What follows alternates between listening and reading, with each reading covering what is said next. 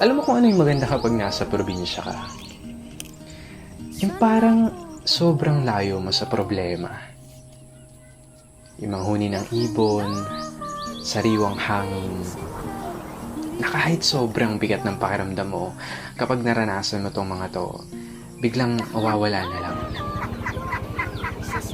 Yung magandang tanawin, tapos yung palaya na ginawa niyong palaruan ng mga kaibigan mo.